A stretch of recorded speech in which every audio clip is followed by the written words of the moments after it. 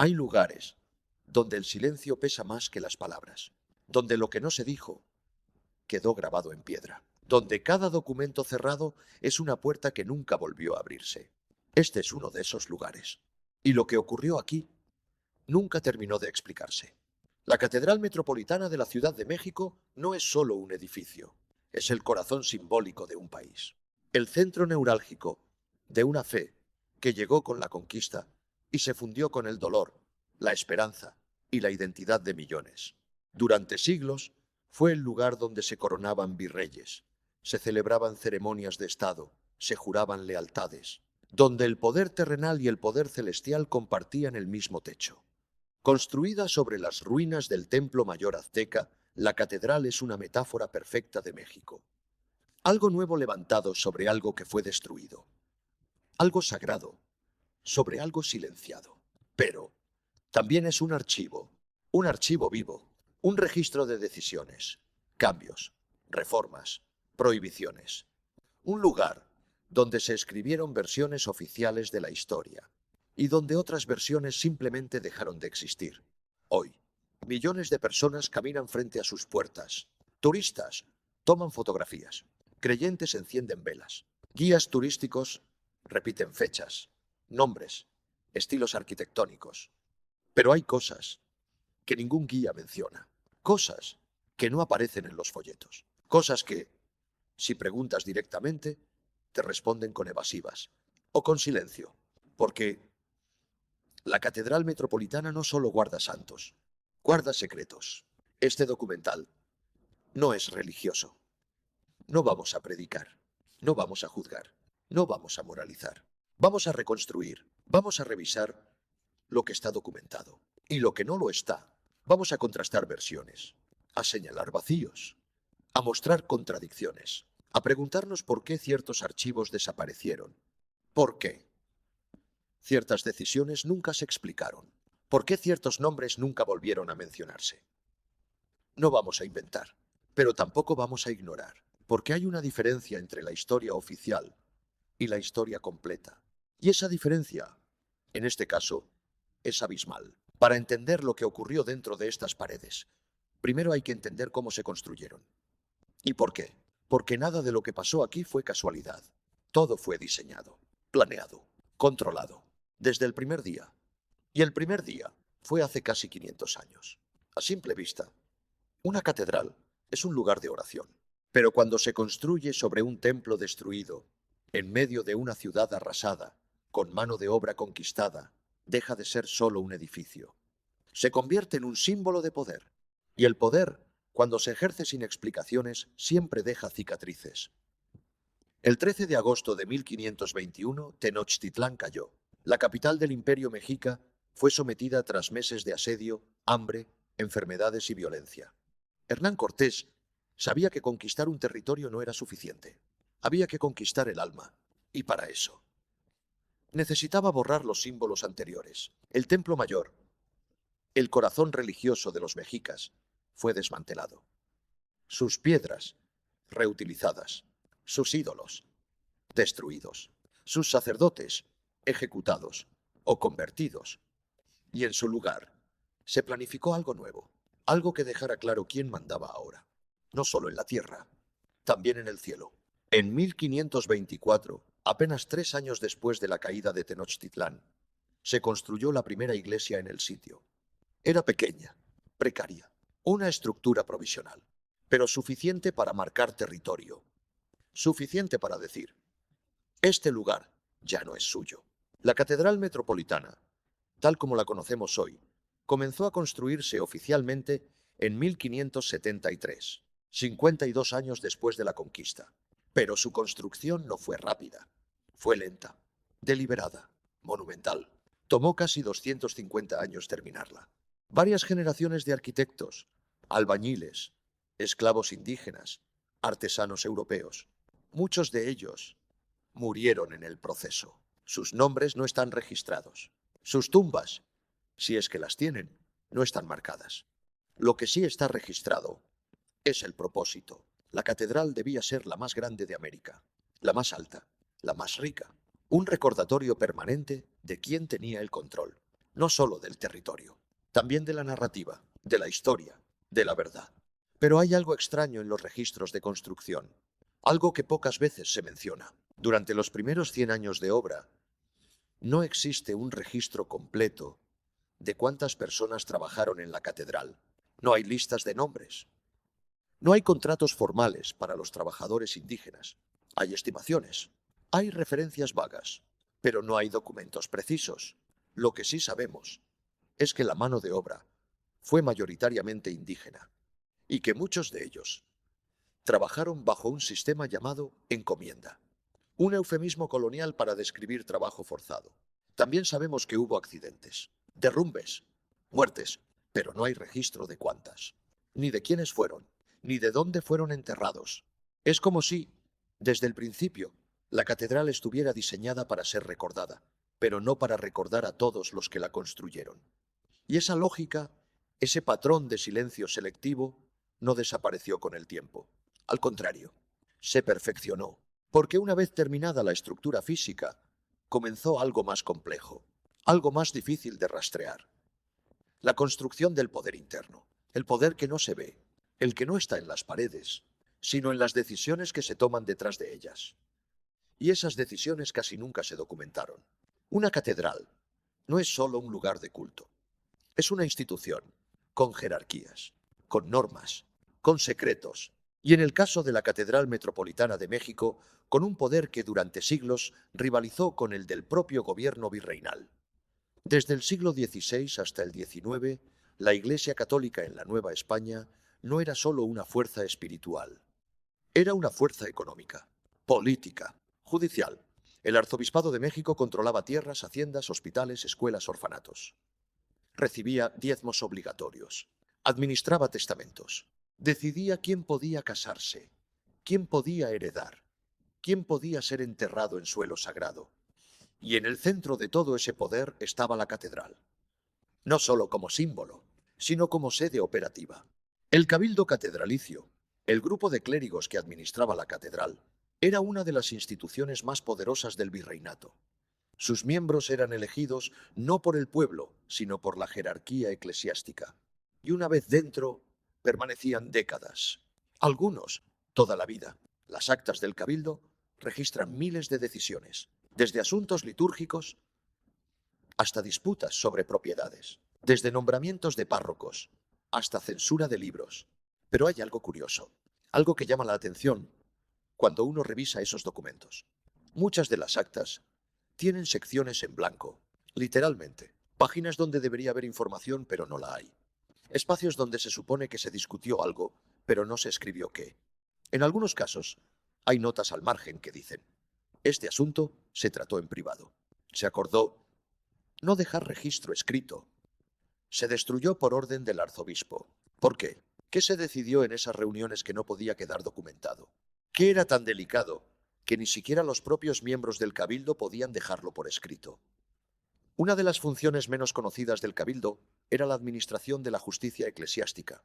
Esto significaba que ciertos delitos cometidos por clérigos o dentro de territorios de la Iglesia no eran juzgados por tribunales civiles, eran juzgados internamente, en secreto.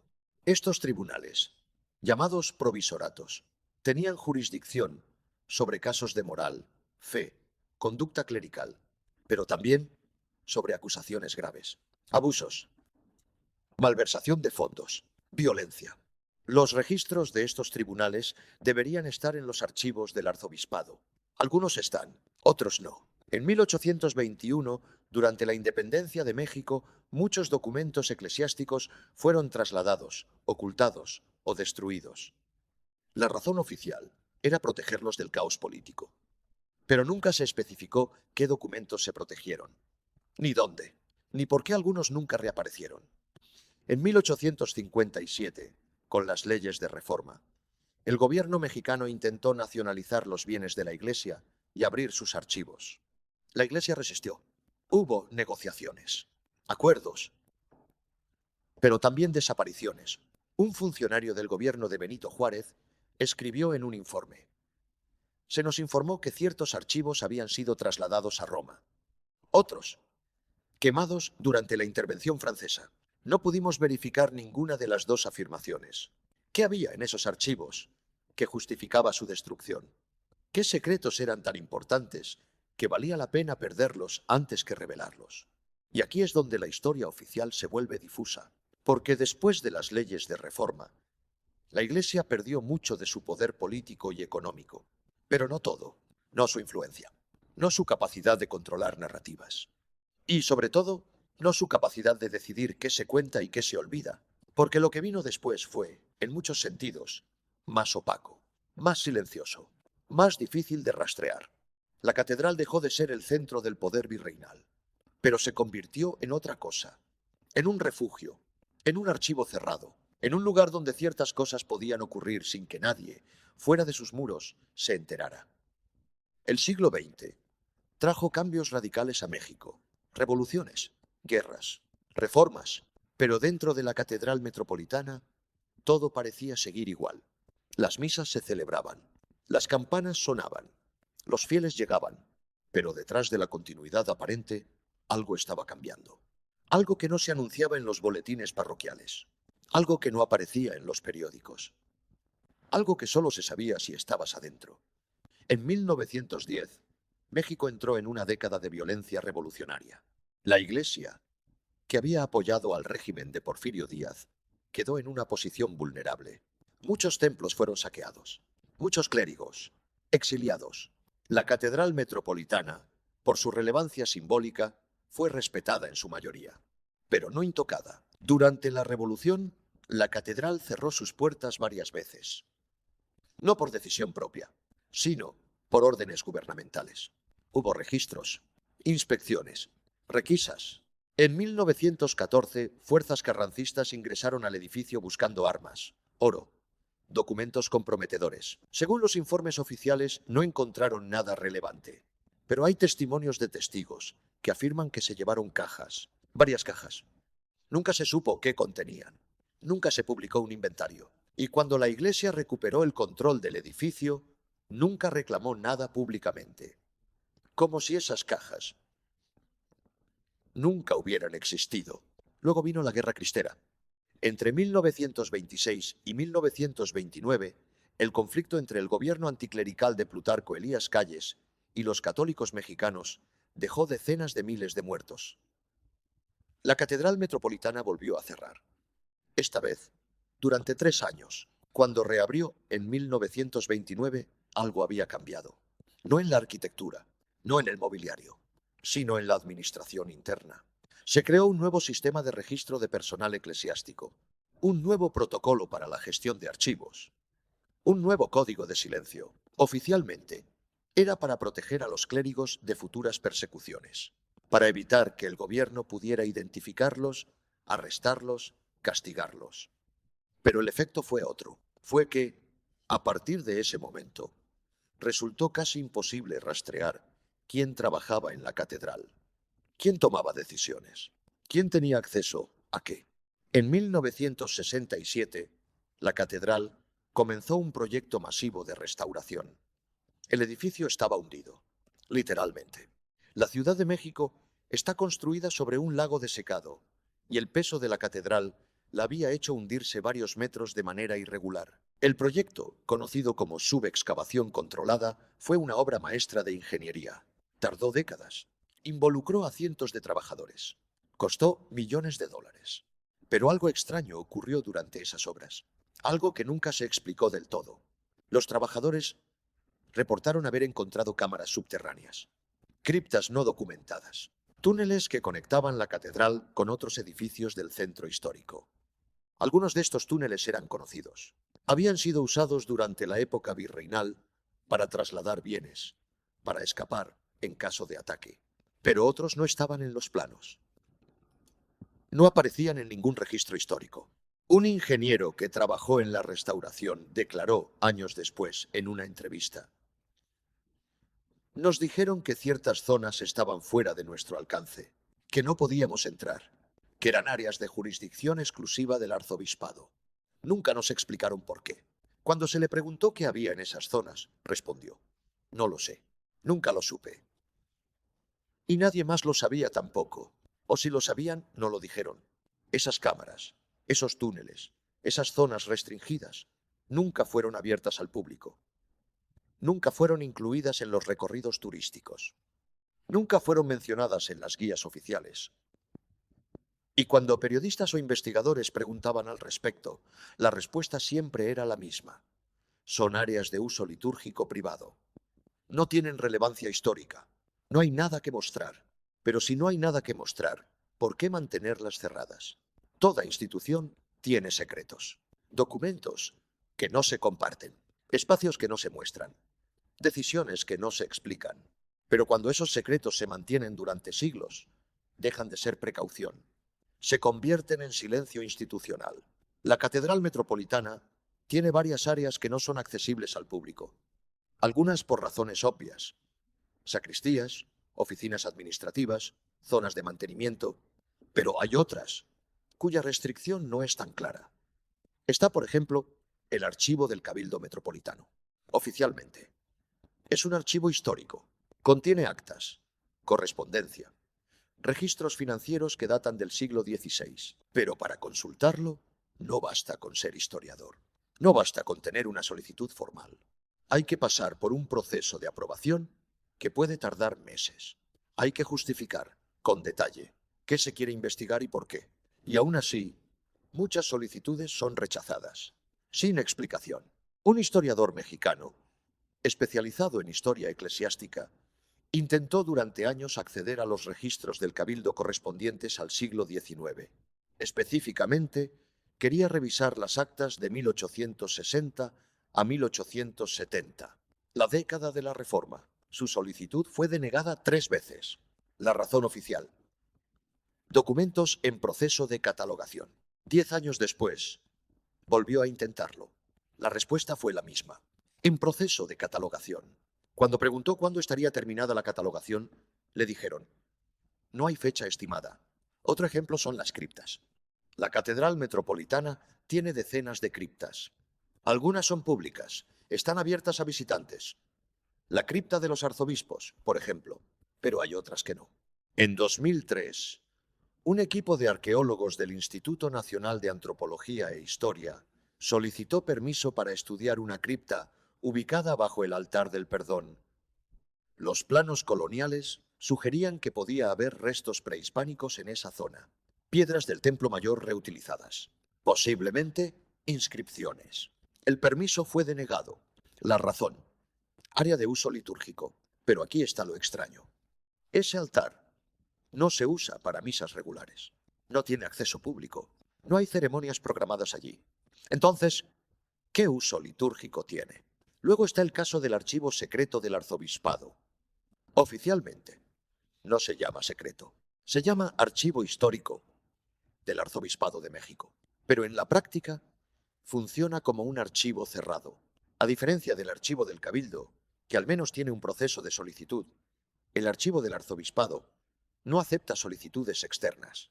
Solo personal eclesiástico tiene acceso. Y solo con autorización directa del arzobispo. ¿Qué contiene ese archivo? Nadie fuera de la Iglesia lo sabe con certeza, pero se supone que incluye correspondencia privada de arzobispos, registros disciplinarios de clérigos, documentos relacionados con casos internos de la Iglesia. En 2010, tras el escándalo de abuso clerical que sacudió a la Iglesia Católica a nivel mundial, varios países exigieron la apertura de archivos diocesanos. En México, organizaciones civiles solicitaron que el archivo del arzobispado fuera revisado por autoridades independientes. La Iglesia se negó. Argumentó que los documentos eran materia interna de la institución, que no tenían relevancia legal, que estaban protegidos por el secreto de confesión y el fuero eclesiástico. El gobierno mexicano no insistió. El tema quedó cerrado, pero hubo algo que llamó la atención. En medio del debate, un portavoz del arzobispado hizo una declaración que pasó casi inadvertida. Muchos de los documentos a los que se hace referencia ya no existen. Fueron destruidos en cumplimiento de protocolos internos de la Iglesia. ¿Qué protocolos? ¿Quién los aprobó? ¿Qué documentos fueron destruidos? ¿Cuándo? Nunca se respondió. Y así, con cada pregunta, aparece una puerta cerrada. Con cada solicitud, una denegación. Con cada investigación, un límite. Pero lo más inquietante no es que haya secretos, es que esos secretos se defiendan con tanto celo, con tanta consistencia, durante tanto tiempo, porque una institución que no tiene nada que ocultar no necesita ocultarlo. La historia oficial siempre tiene una voz, clara, uniforme, autorizada. Pero la historia completa tiene muchas voces. Algunas quedaron registradas, otras no, y algunas fueron silenciadas. A lo largo de los siglos, miles de personas trabajaron en la Catedral Metropolitana. No solo clérigos, también empleados laicos, sacristanes, campaneros, guardias, personal de limpieza, músicos, restauradores. Muchos de ellos pasaron décadas allí. Conocían cada rincón del edificio, cada capilla, cada pasillo, cada puerta cerrada. Pero sus testimonios casi nunca fueron documentados. No hay entrevistas formales. No hay registros de sus experiencias. Solo fragmentos, relatos dispersos, conversaciones que alguien recordó y compartió años después. Uno de esos relatos proviene de un antiguo sacristán que trabajó en la catedral durante los años 70 y 80. Su nombre no será mencionado aquí por respeto a su privacidad y a la de su familia, pero su testimonio fue recogido por un periodista en 1995, poco antes de su muerte. El sacristán contaba que, en varias ocasiones, vio a grupos de hombres entrar a la catedral por la noche. No eran turistas, no eran fieles, vestían traje, llegaban en coches oficiales y eran recibidos por el arzobispo o por miembros del cabildo. Entraban por una puerta lateral, que casi nunca se usaba. Bajaban a las criptas y se quedaban allí durante horas. Cuando el sacristán preguntó qué estaba ocurriendo, le dijeron que eran reuniones privadas, que no era asunto suyo, que no debía mencionarlo a nadie. ¿Qué se discutía en esas reuniones? ¿Por qué se hacían de noche? ¿Por qué en las criptas? No lo sabemos. El sacristán tampoco lo supo, pero recordaba algo más, algo que le pareció extraño. En una ocasión, escuchó gritos, no gritos de pánico, sino de discusión, voces alzadas. Al día siguiente, le preguntó a uno de los clérigos si había ocurrido algo. La respuesta fue: no pasó nada. Y si alguien te dice lo contrario, está mintiendo. Otro testimonio, este más reciente, proviene de una mujer que trabajó como guía turística en la catedral durante los años 2000. Ella recuerda que, en varias ocasiones, le pidieron que cancelara recorridos sin explicación. Un día, estaba a punto de iniciar un tour con un grupo de extranjeros cuando un clérigo se acercó y le dijo: hoy no, cancela. Ella preguntó por qué. No preguntes, solo cancela. Cuando insistió, le dijeron que había una ceremonia privada, pero no había ninguna ceremonia en el calendario. No había decoraciones. No había preparativos visibles. Más tarde, vio a un grupo de personas entrando por la puerta lateral, las mismas que el sacristán había descrito décadas antes. Hombres de traje, coches oscuros, silencio. ¿Qué ceremonias son tan privadas que requieren cancelar el acceso público? ¿Por qué no están en el calendario oficial? ¿Por qué no hay registro de ellas? Estos testimonios por sí solos no prueban nada. Son fragmentos, piezas sueltas, relatos de personas que vieron algo que no entendieron. Pero cuando se juntan con los vacíos documentales, con los archivos cerrados, con las zonas restringidas, empiezan a formar un patrón de opacidad, de control, de secreto. Y ese patrón no es exclusivo de la Catedral Metropolitana. Es un patrón institucional, un patrón que se repite en iglesias, diócesis, archivos eclesiásticos de todo el mundo. Pero aquí, en el corazón de México, tiene un peso simbólico especial, porque esta catedral no es cualquier catedral, es la catedral, el epicentro de una fe, el refugio de millones y también, según estos testimonios, un lugar donde ocurrieron cosas que nunca se explicaron. Continúa. Hay cambios que se celebran, que se anuncian, que se documentan, y hay cambios que simplemente ocurren, sin ruido, sin explicación, sin que nadie, fuera de un círculo pequeño, se entere. Esos son los cambios que importan. porque son los que revelan intenciones. En 1978, el Papa Juan Pablo II visitó México. Fue un evento histórico, multitudinario. La Catedral Metropolitana fue uno de los escenarios principales de esa visita. Pero antes de la llegada del Papa, hubo preparativos, meses de preparativos, seguridad, logística, renovaciones. Según los registros oficiales, se realizaron trabajos de limpieza y restauración menor. Nada excepcional. Nada que llamara la atención, pero hay algo que sí cambió, algo que pocos notaron. Antes de la visita papal, ciertas áreas de la catedral estaban abiertas ocasionalmente al público, no de forma regular, pero sí en eventos especiales, recorridos guiados, jornadas culturales. Después de la visita, esas áreas fueron cerradas, permanentemente. No hubo anuncio, no hubo explicación, solo carteles que decían área restringida, solo personal autorizado. Un periodista cultural, intrigado por el cambio, preguntó al arzobispado. La respuesta fue vaga. Se decidió que ciertas zonas debían ser preservadas para uso exclusivo litúrgico. ¿Qué cambió durante la visita del Papa? ¿Qué se descubrió? ¿Qué se decidió? No lo sabemos. Pero el hecho es que, desde 1979, esas áreas permanecen cerradas. Otro cambio significativo ocurrió en 2002. Ese año, la Iglesia Católica a nivel mundial enfrentaba el mayor escándalo de su historia moderna: las acusaciones de abuso sexual clerical. Miles de casos salieron a la luz. En Estados Unidos, en Irlanda, en Chile, en México. El Arzobispado de México emitió varios comunicados. Expresó su solidaridad con las víctimas. Prometió colaboración con las autoridades. Anunció la creación de protocolos internos. Pero hubo algo más que ocurrió ese año y que pasó casi inadvertido.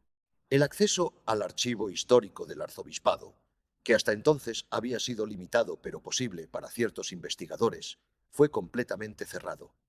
Oficialmente la razón fue reestructuración administrativa, pero la reestructuración nunca terminó. 20 años después, el archivo sigue cerrado.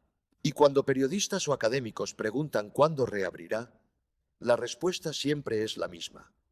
Estamos trabajando en ello. Estos cambios, estas decisiones, estas reestructuraciones, nunca fueron puestas a debate, nunca fueron consultadas, simplemente ocurrieron, y quienes las cuestionaron fueron ignorados, o marginados, o acusados de tener intenciones ocultas. Porque cuestionar a la Iglesia, en ciertos contextos, no es visto como un ejercicio de transparencia. Es visto como un ataque, como una falta de fe, como una traición. Y esa dinámica, ese miedo a preguntar, es lo que permite que los silencios se perpetúen, que las puertas permanezcan cerradas, que los archivos sigan inaccesibles. Porque mientras nadie pregunte, nadie tiene que responder. Hay silencios que son prudencia, silencios que son respeto, silencios que son duelo. Y hay silencios que son estrategia, silencios que son control, silencios que son poder. El silencio de la Catedral Metropolitana es de este último tipo. A lo largo de este relato, hemos recorrido siglos. Hemos visto cómo la catedral se construyó sobre ruinas, cómo consolidó un poder que rivalizó con el del Estado, cómo sobrevivió revoluciones, reformas, escándalos. Pero más allá de los hechos, hay un patrón que se repite una y otra vez. Cuando hay preguntas incómodas, no hay respuestas. Cuando hay solicitudes de acceso, no hay permisos. Cuando hay testimonios problemáticos, no hay seguimiento. Y ese patrón no es accidental, es deliberado, es institucional. Es, en esencia, una política de silencio. Porque el silencio, cuando se sostiene lo suficiente, se convierte en olvido. Y el olvido, cuando es generalizado, se convierte en verdad. La Catedral Metropolitana no es un lugar de maldad, no es un escenario de conspiraciones. Es un edificio. Un edificio hermoso, histórico, simbólico, pero también es una institución. Y como toda institución, tiene intereses, tiene secretos, tiene cosas que prefiere no explicar. El problema no es que tenga secretos, el problema es que esos secretos afectan a personas, a comunidades, a la historia misma. Porque cuando una institución decide qué se recuerda y qué se olvida, no solo está protegiendo su imagen, está moldeando la realidad. En los últimos años, ha habido intentos de abrir el diálogo, de democratizar el acceso a los archivos, de hacer que la catedral sea más transparente. Algunos de esos intentos han venido de dentro, de clérigos jóvenes, de académicos católicos, de fieles comprometidos que creen que la fe no necesita opacidad para ser fuerte. Pero han encontrado resistencia. En 2016, un grupo de historiadores católicos mexicanos solicitó formalmente la apertura de los archivos del Cabildo correspondientes al siglo XX.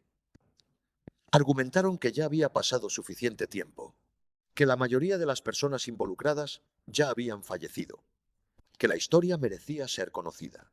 La solicitud fue denegada. La razón oficial: no es el momento adecuado. ¿Cuándo será el momento adecuado? ¿En 50 años? ¿En 100? Nunca. Porque si la historia solo se cuenta cuando ya no importa, entonces nunca se cuenta realmente. Y así, el ciclo continúa. Las puertas permanecen cerradas, los archivos inaccesibles, las preguntas sin respuesta. Pero algo está cambiando. Lentamente, inevitablemente, porque las nuevas generaciones no aceptan el silencio como respuesta. No aceptan la autoridad sin transparencia. No aceptan que la fe requiera ceguera. Y aunque la catedral puede resistir, aunque puede mantener sus secretos durante décadas más, no puede detener el tiempo, no puede detener las preguntas, no puede detener la necesidad humana de saber. Pero hay algo más que vale la pena entender, algo que va más allá de la catedral, más allá de la iglesia, más allá incluso de México. Y es que el silencio institucional no es un fenómeno aislado, es una herramienta que todas las grandes instituciones han usado en algún momento para protegerse, para sobrevivir, para mantener el control. Y cuando una institución tiene siglos de antigüedad, cuando tiene recursos, influencia y millones de personas que dependen emocionalmente de ella, el silencio se vuelve más fácil de sostener, porque la gente no quiere saber, no quiere que su fe sea cuestionada, no quiere que el lugar donde rezan, donde bautizan a sus hijos, donde se casan, donde lloran a sus muertos, esté manchado por secretos incómodos. Y esa resistencia a saber, esa necesidad de creer, es lo que permite que los silencios perduren. Pero volvamos a la catedral, volvamos a los hechos, a lo que sí sabemos, a lo que está documentado. Porque es importante no perderse en especulaciones. Es importante anclar la narrativa en evidencia, en testimonios verificables, en vacíos documentales concretos, en decisiones registradas que nunca se explicaron. Sabemos que la catedral se construyó sobre el Templo Mayor. Sabemos que miles de indígenas trabajaron en su construcción sin registro formal. Sabemos que el Cabildo administraba una red de poder económico, político y judicial. Sabemos que hay actas con secciones en blanco. Sabemos que documentos fueron destruidos o trasladados durante la Reforma. Sabemos que durante la Revolución se requisaron cajas cuyo contenido nunca se reveló. Sabemos que después de la Guerra Cristera se cambió el sistema de registro interno. Sabemos que durante las obras de restauración se encontraron túneles y criptas no documentadas. Sabemos que hay zonas restringidas sin justificación litúrgica clara. Sabemos que el acceso a los archivos está severamente limitado. Sabemos que solicitudes legítimas de investigadores han sido denegadas durante décadas. Sabemos que el archivo del arzobispado está completamente cerrado. Sabemos que tras el escándalo de abuso clerical, se destruyeron documentos según protocolos internos no revelados. Sabemos que trabajadores reportaron reuniones nocturnas de hombres de traje en las criptas. Sabemos que guías turísticas fueron obligadas a cancelar recorridos sin explicación. Sabemos que después de la visita papal de 1978, ciertas áreas se cerraron permanentemente. Sabemos que después de 2002, el archivo se cerró completamente y nunca reabrió. Todo esto está documentado. Todo esto puede verificarse. No es conspiración, no es paranoia. Es un patrón de opacidad sostenida durante siglos. Y cuando uno mira ese patrón completo, cuando uno junta todas las piezas, es difícil no preguntarse, ¿qué más hay? ¿Qué otras cosas ocurrieron que ni siquiera sabemos que no sabemos? ¿Qué otros testimonios nunca fueron recogidos? ¿Qué otros documentos fueron destruidos antes de que alguien pudiera leerlos? Porque lo que vemos es solo la punta del iceberg. Son solo las cosas que alguien notó, que alguien preguntó, que alguien intentó investigar y se encontró con un muro. Pero ¿cuántas otras cosas pasaron desapercibidas? ¿Cuántas otras decisiones se tomaron en silencio? ¿Cuántas otras puertas están cerradas sin que siquiera sepamos que existen? Y esa es, quizás, la pregunta más inquietante de todas. Ahora bien, es importante aclarar algo. Este documental no afirma que la Catedral Metropolitana sea un lugar donde se cometieron crímenes. No afirma que haya conspiraciones ocultas. No afirma que los clérigos que trabajan allí sean malas personas. No hace acusaciones sin fundamento. Lo que hace es señalar vacíos, contradicciones, silencios y preguntarse por qué existen. Porque en una sociedad democrática, en un país donde se supone que las instituciones deben rendir cuentas, no es suficiente decir, confíen en nosotros. No es suficiente decir, no tienen derecho a saber. No es suficiente decir, es materia interna.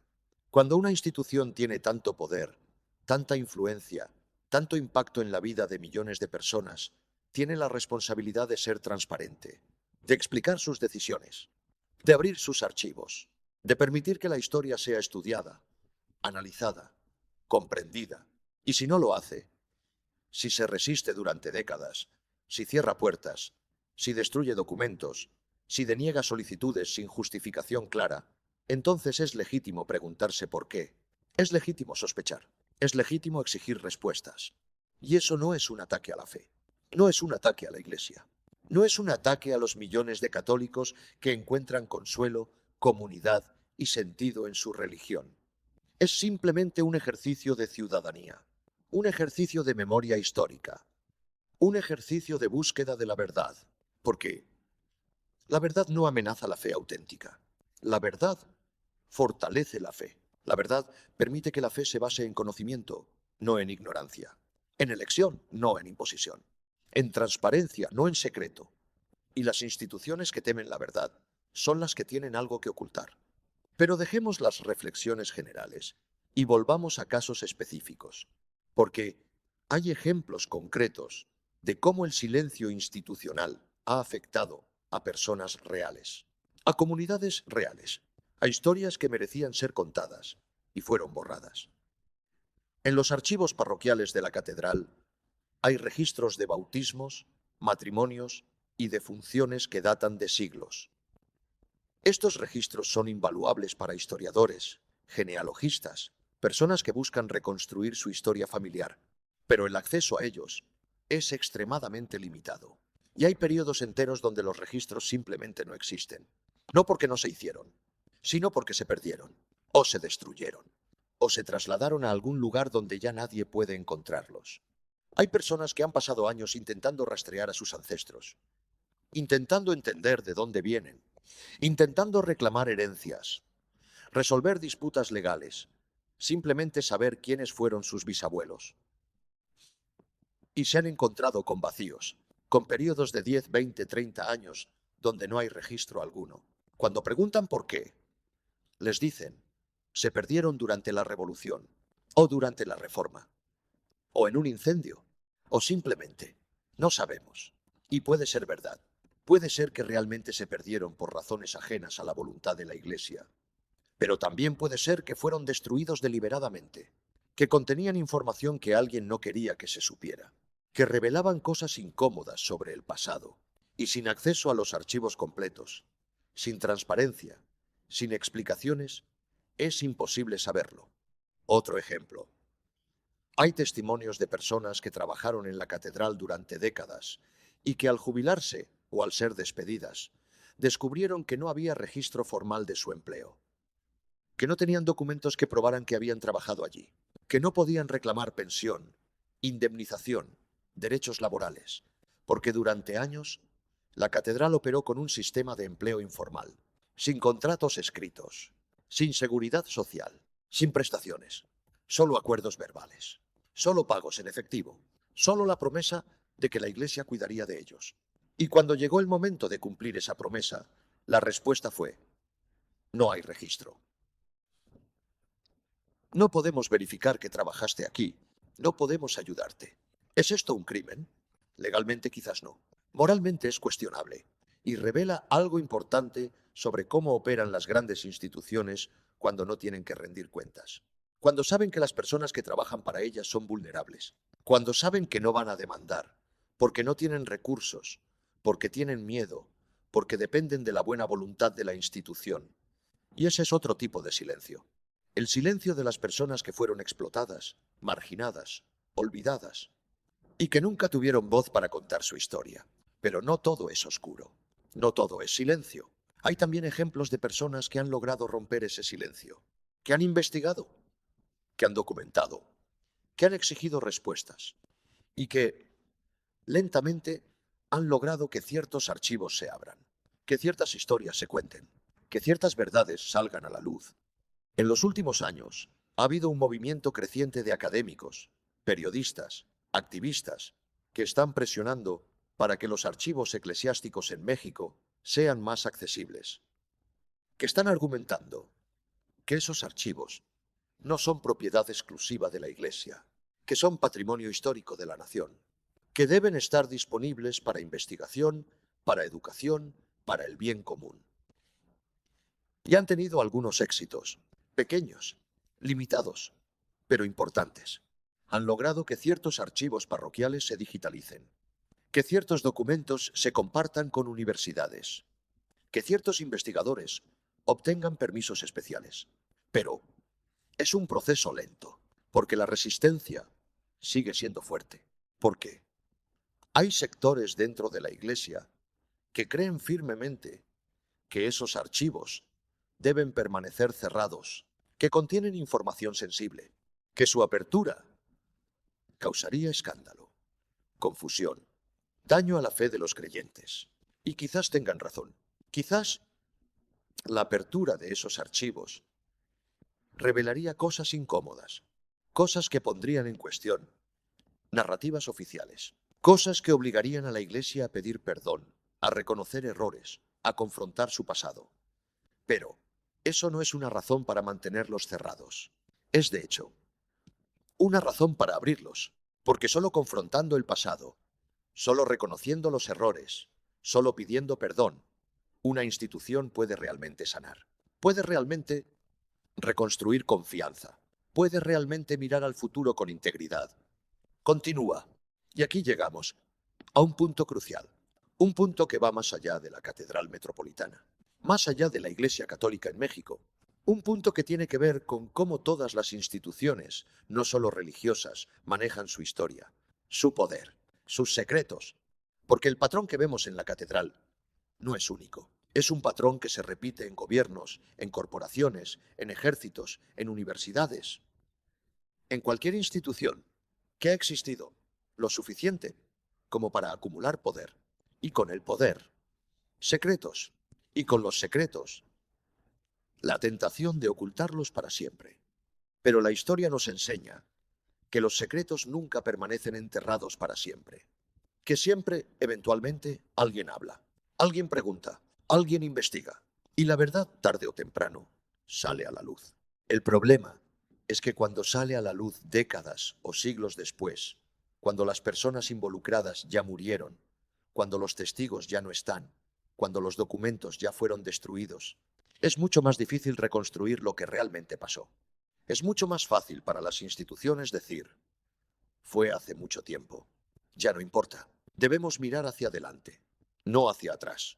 Pero sí importa, porque el pasado moldea el presente. Porque las decisiones tomadas hace un siglo tienen consecuencias hoy. Porque las injusticias no sanadas se perpetúan. Porque las víctimas merecen ser reconocidas, incluso si ya no están vivas, para recibir ese reconocimiento. Y en el caso específico de la Catedral Metropolitana, el pasado sigue vivo en sus muros, en sus criptas, en sus archivos cerrados, en las zonas restringidas donde nadie puede entrar, en los testimonios fragmentados de personas que vieron algo, que escucharon algo, que saben algo, pero que no pueden o no quieren decirlo completamente, porque hay miedo, miedo a represalias, miedo a ser marginado, miedo a ser acusado de traicionar la fe, miedo a perder el empleo, la comunidad, el sentido de pertenencia. Y ese miedo es una forma de control, una forma de silencio. Y mientras ese miedo exista, mientras las personas tengan más que perder por hablar que por callar, el silencio continuará. Pero hay algo que está cambiando, algo fundamental, y es que la sociedad mexicana, como muchas otras sociedades en el mundo, está volviéndose menos tolerante al secreto institucional. Está exigiendo más transparencia, más rendición de cuentas, más acceso a la información. Las nuevas generaciones no aceptan que se les diga, esto es asunto interno. No aceptan que instituciones poderosas operen en las sombras. No aceptan que el pasado permanezca oculto simplemente porque es incómodo. Y eso genera tensión, porque las instituciones viejas, como la catedral, como la iglesia, operan con lógicas de siglos anteriores. Lógicas donde la autoridad no se cuestionaba, donde el secreto era visto como prudencia, donde el silencio era visto como respeto. Pero esas lógicas ya no funcionan, ya no son aceptables. Y las instituciones que no se adaptan, que no se abren, que no se transforman, corren el riesgo de perder relevancia, de perder confianza, de perder legitimidad. Y la Iglesia Católica lo sabe. Lo ha visto en otros países. Ha visto cómo el escándalo de abusos sexuales ha devastado la confianza en la institución. Ha visto cómo la falta de transparencia ha alejado a millones de fieles. Ha visto cómo el silencio, en lugar de proteger, ha destruido. Y sin embargo, aquí en México, en la Catedral Metropolitana, el silencio continúa. Las puertas permanecen cerradas. Los archivos siguen inaccesibles. Las preguntas siguen sin respuesta. ¿Por qué? ¿Qué hay allí que sea tan importante de ocultar? ¿Qué verdad es tan peligrosa que debe permanecer enterrada? No lo sabemos. Y quizás nunca lo sabremos, porque quizás, para cuando esos archivos finalmente se abran, ya será demasiado tarde. Los documentos habrán sido destruidos, los testigos habrán muerto, la memoria se habrá desvanecido, y todo lo que quedará será un vacío, un hueco en la historia, un silencio que nunca podrá llenarse. Pero incluso los silencios hablan, incluso los vacíos cuentan una historia. Porque la ausencia de evidencia, cuando es sistemática, cuando es consistente, cuando se repite una y otra vez, es en sí misma evidencia de algo. Evidencia de que hubo decisiones conscientes de no documentar, de no preservar, de no revelar. Y esas decisiones fueron tomadas por alguien, por personas con nombres, con cargos, con responsabilidades. Personas que decidieron que era mejor que ciertas cosas permanecieran ocultas, que era mejor proteger la institución que revelar la verdad. Y esas personas ya no están. Murieron hace décadas, algunos hace siglos, pero sus decisiones siguen teniendo efecto. Siguen moldeando lo que sabemos y lo que no sabemos. Siguen determinando qué historias se cuentan y cuáles se olvidan. Y eso nos lleva a una pregunta filosófica más profunda. Una pregunta sobre la naturaleza de la verdad histórica, sobre si realmente podemos conocer el pasado, sobre si la historia es algo que descubrimos o algo que construimos. Porque cuando los documentos no existen, cuando los testigos han muerto, cuando todo lo que queda son fragmentos dispersos, testimonios contradictorios, silencios elocuentes, ¿cómo reconstruimos lo que realmente pasó?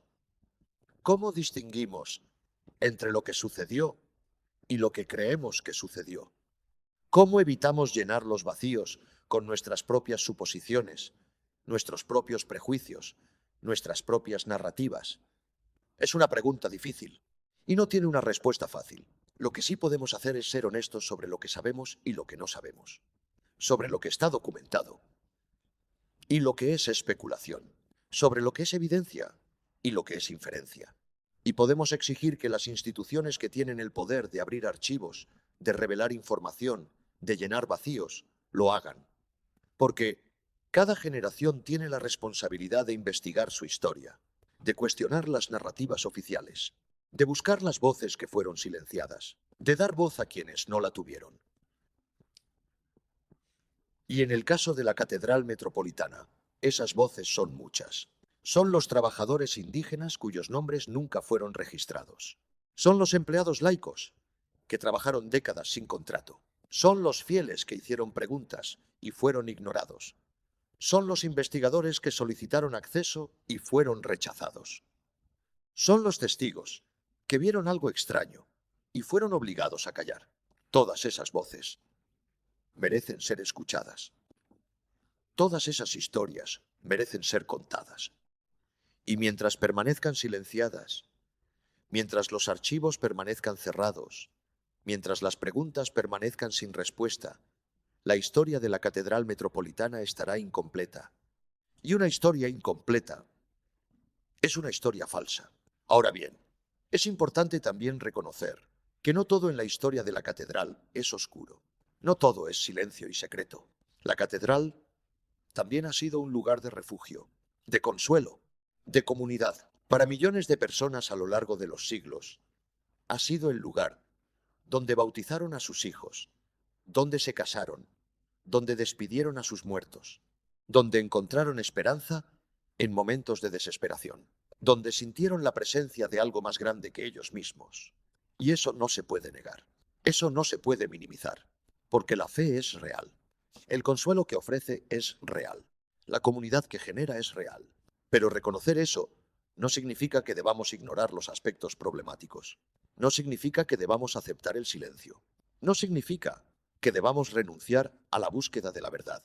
Porque una institución puede ser al mismo tiempo un lugar de bien y un lugar donde ocurrieron cosas cuestionables.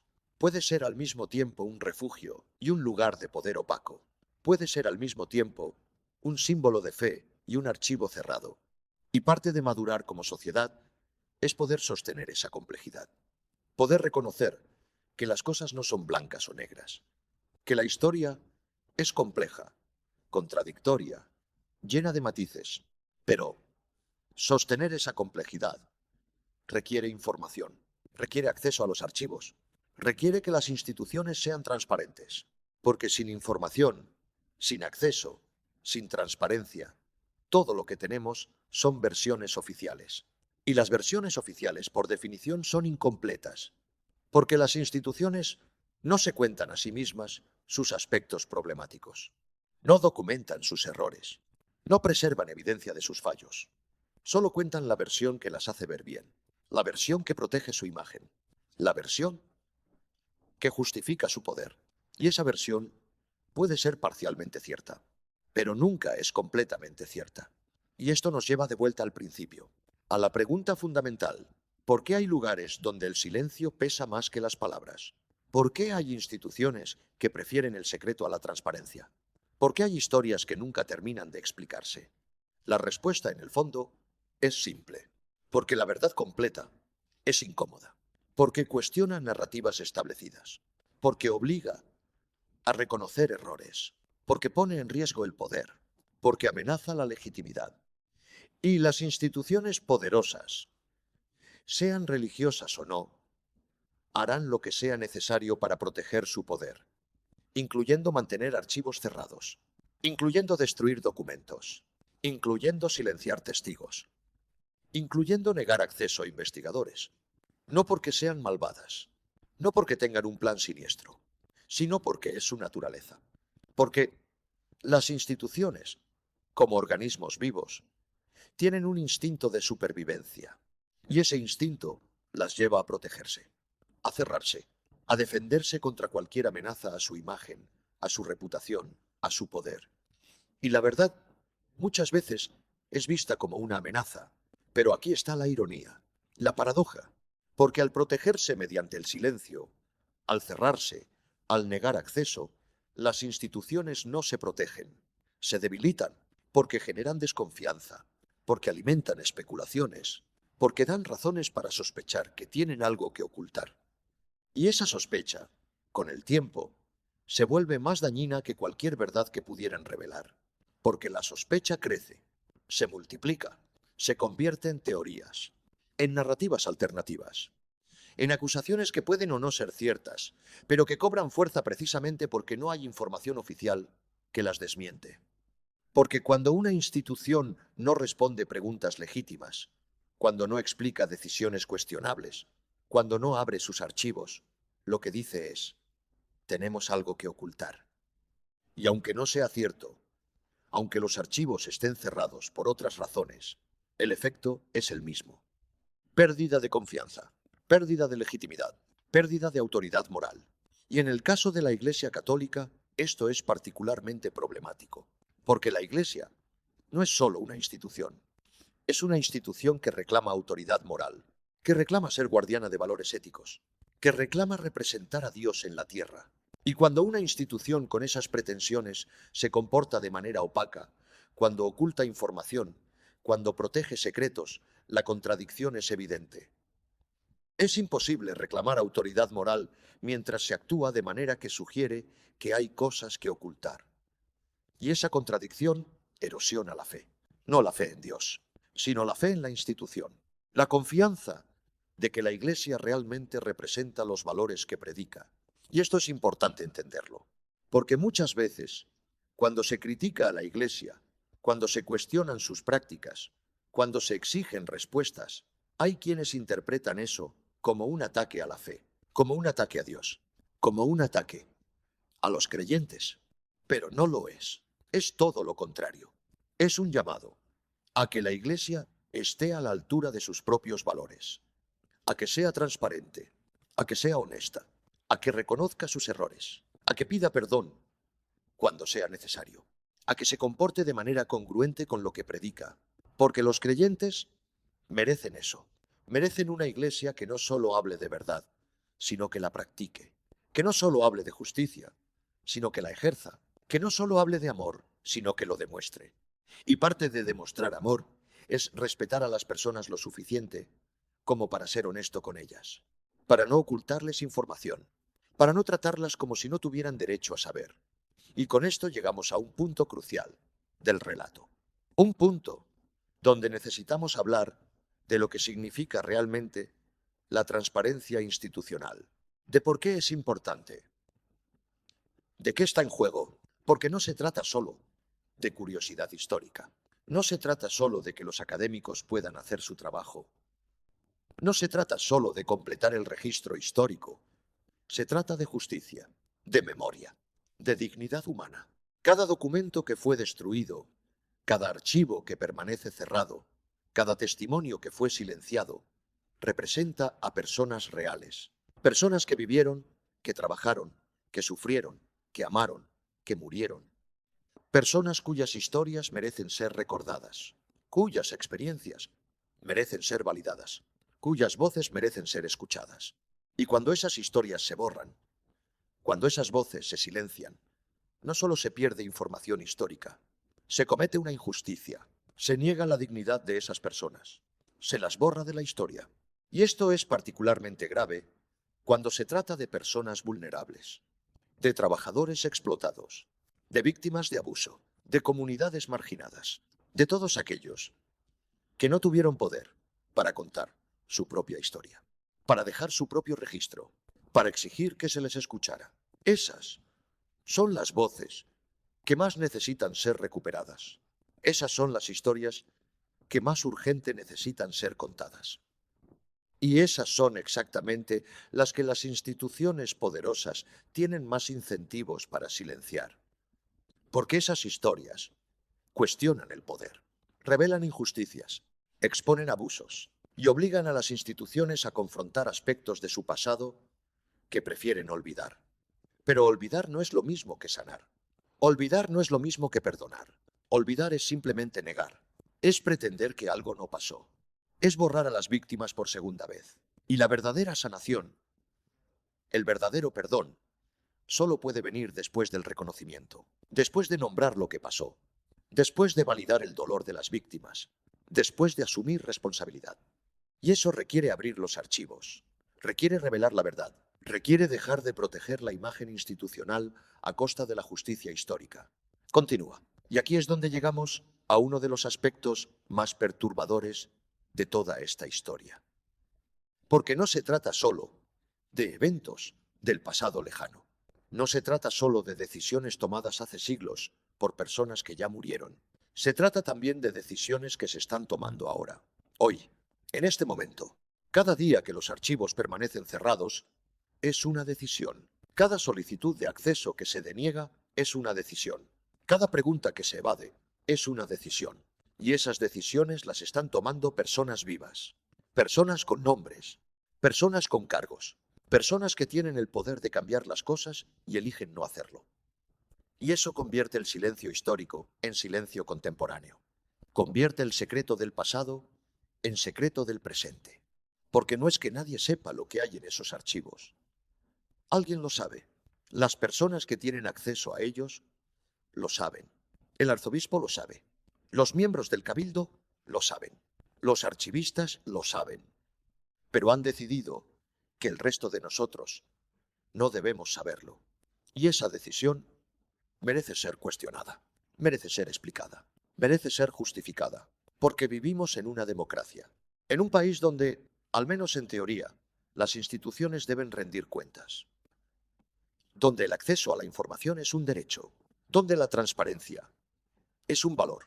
Y sí, la Iglesia es una institución privada, tiene derecho a su autonomía, tiene derecho a sus propias reglas, pero también opera en el espacio público, recibe beneficios fiscales, tiene influencia política, moldea la cultura, afecta la vida de millones de personas.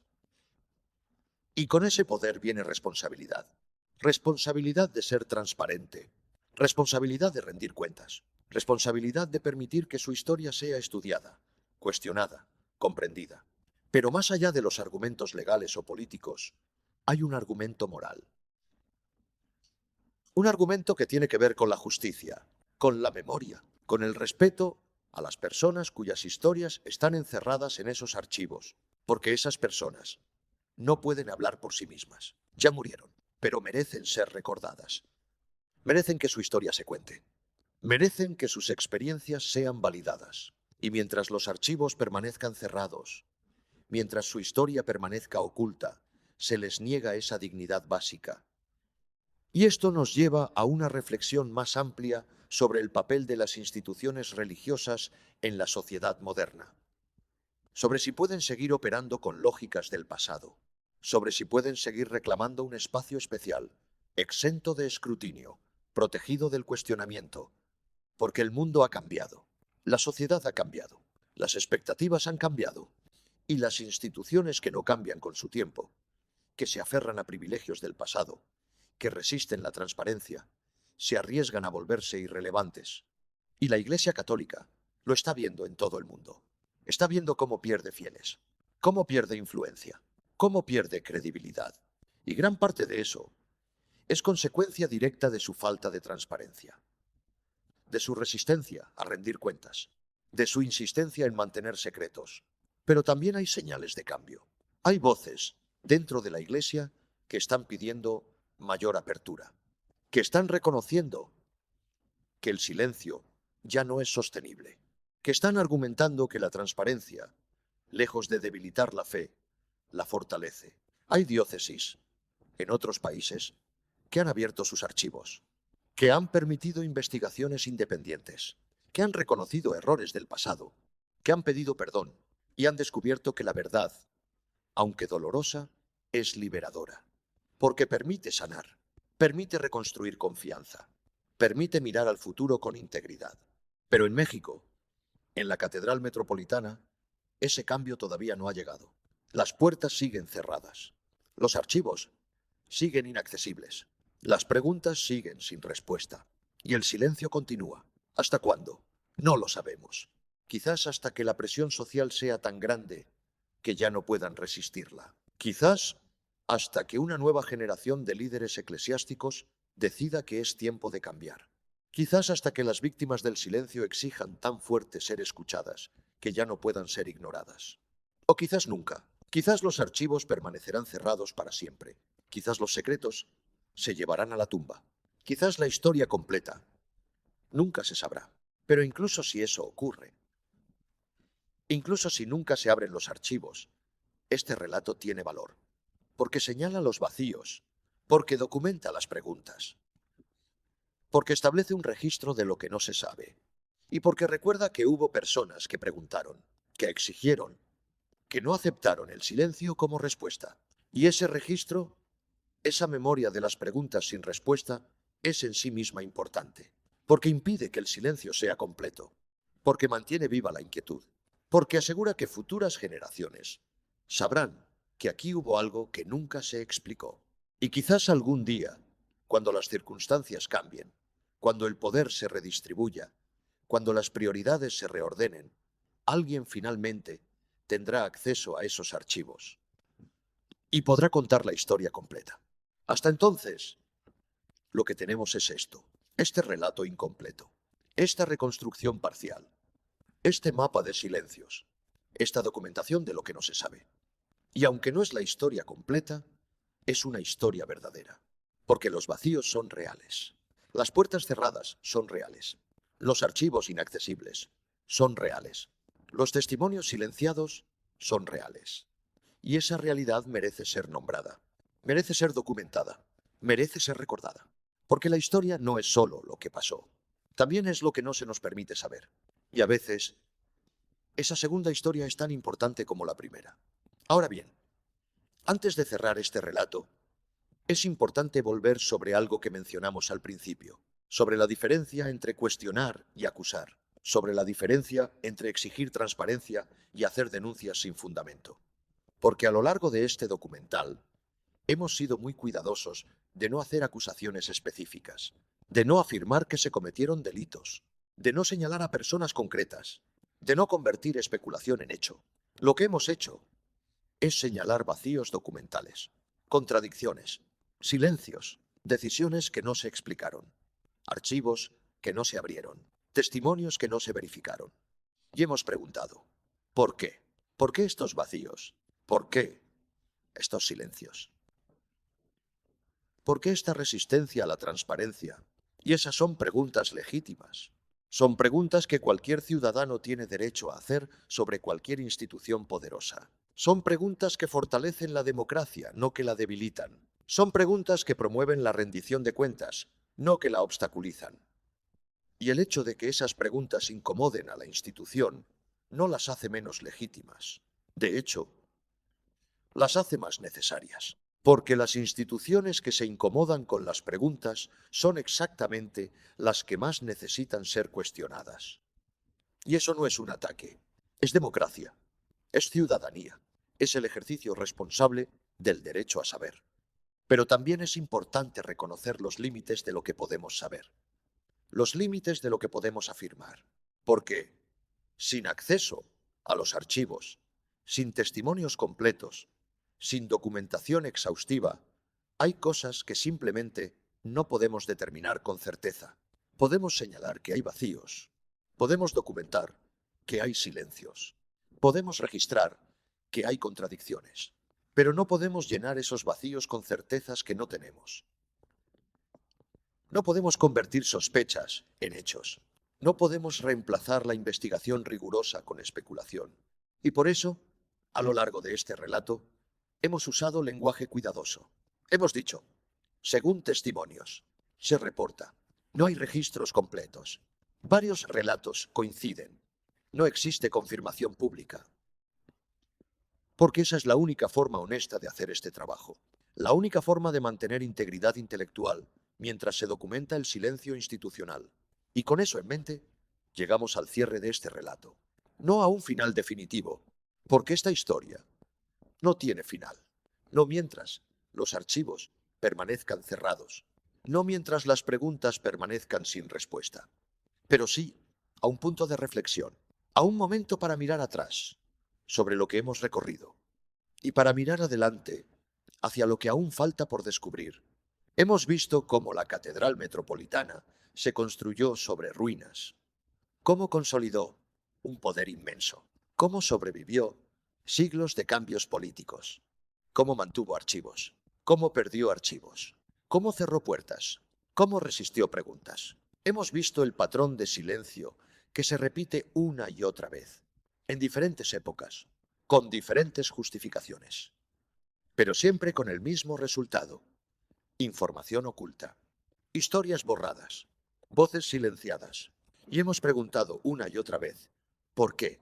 ¿Qué hay en esos archivos que justifica mantenerlos cerrados durante décadas, durante siglos? ¿Qué verdad es tan peligrosa que debe permanecer oculta? Y no hemos obtenido respuesta, porque las instituciones que mantienen estos silencios no responden, no explican, no justifican, simplemente niegan el acceso, simplemente evaden las preguntas, simplemente esperan que, con el tiempo, la gente deje de preguntar. Pero este documental es un registro de que la pregunta se hizo, de que alguien cuestionó, de que el silencio fue señalado. Y ese registro tiene valor, porque impide que el olvido sea total, porque mantiene viva la memoria de que aquí hubo algo que nunca se explicó. Y quizás eso es lo más que podemos hacer ahora. Mantener viva la pregunta, mantener vivo el cuestionamiento, mantener viva la exigencia de transparencia. Porque las instituciones cambian, los tiempos cambian, y lo que hoy parece imposible, mañana puede volverse realidad. Los archivos que hoy están cerrados, mañana pueden abrirse. Las preguntas que hoy se evaden, mañana pueden responderse. Las verdades que hoy se ocultan, mañana pueden revelarse. Pero solo si no dejamos de preguntar. Solo si no aceptamos el silencio. Solo si seguimos exigiendo que las instituciones poderosas rindan cuentas. Porque ese es nuestro derecho, como ciudadanos, como seres humanos, como herederos de una historia que nos pertenece a todos, no solo a quienes tienen las llaves de los archivos.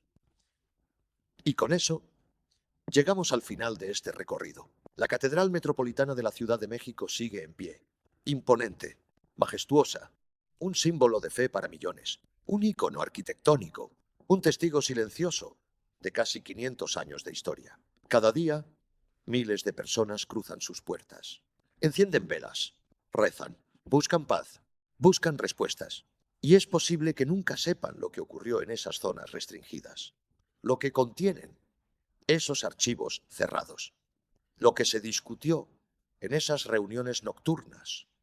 Es posible que nunca lo sepamos, pero eso no significa que no haya pasado nada, no significa que no importe, no significa que debamos dejar de preguntar, porque la historia no es solo lo que se cuenta, también es lo que se calla, y lo que se calla, con el tiempo, pesa más que lo que se dice.